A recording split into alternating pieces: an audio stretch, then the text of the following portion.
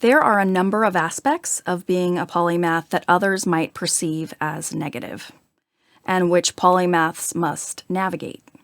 For instance, polymaths may feel some pressure to stick to a single identity, which is not in their nature.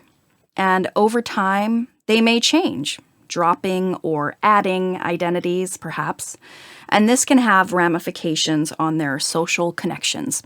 The participant that I called Trinity said, quote, especially in an intense jag about one thing and switch to another, can be really disruptive for friendships and relationships.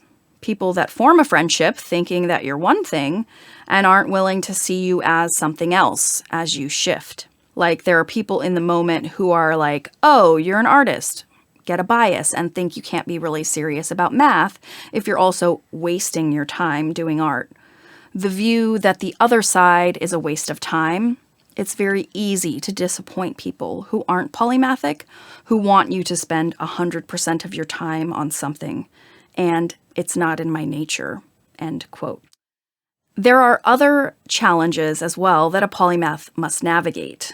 For instance, several polymaths I interviewed talked about concerns they have regarding others viewing them as flighty, not committed, or not focused, given their disparate skills, careers, or interests, and in some cases, relatively short job tenures. Wendy shared, quote, from a personal branding point of view, there are, I would say, a fair number of people who might look at my career and call me flighty, or a dabbler, or someone who does a lot of things and sees that as not being committed or loyal to any one of them. Part of the struggle of the polymath is deciding what story you tell and to whom. And the spotty kind of breadcrumbs of your story are not entirely in your control all of the time. Or if you work very hard to tell that story, and I do, it can sometimes be perceived as being a self-promoter or like someone who is kind of working extra hard to talk about themselves all the time. So there's this balance between, I want to make sure you guys understand how these things fit together, or why I keep these different worlds in my life, but the second I make the effort to tell that story, you see that as self-promotional. And if I don't take the effort to tell that story, you see me as flighty.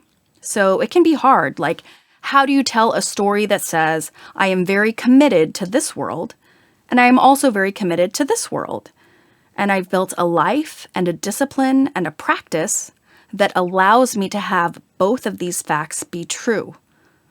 A polymath has to be very thoughtful and strategic about how they tell that story about the different parts of their lives, end quote.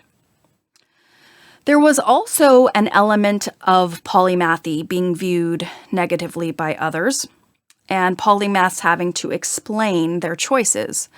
The participant that I called Sarah said, quote, I feel like I'm constantly having to defend what I want to do.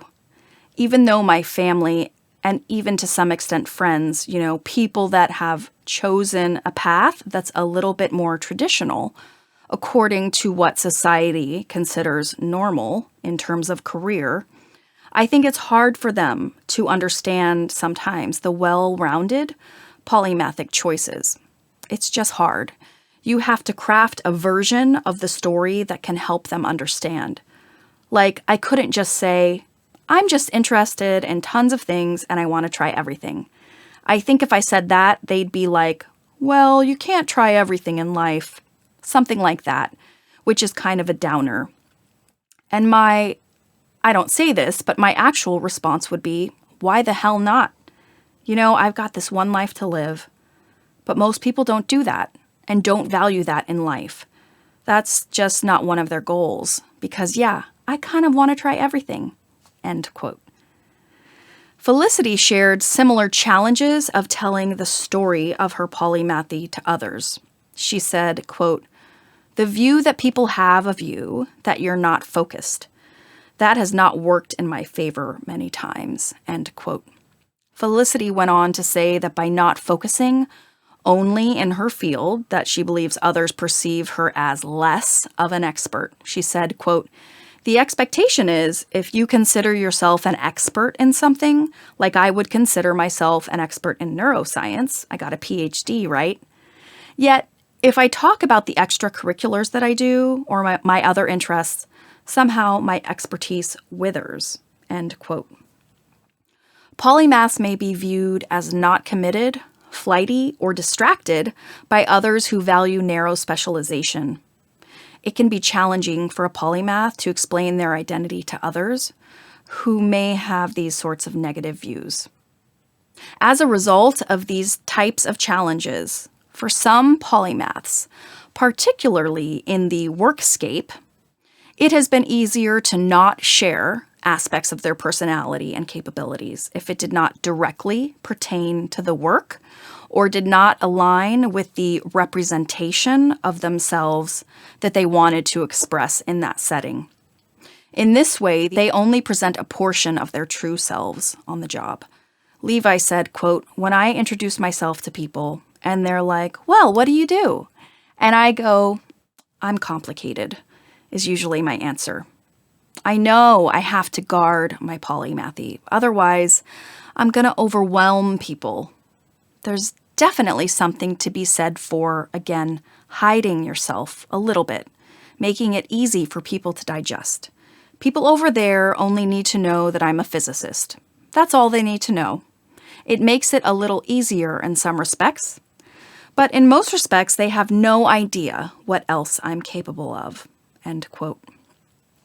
When polymaths do venture into sharing more pieces of themselves, they reported that it should be done with careful consideration and in small doses.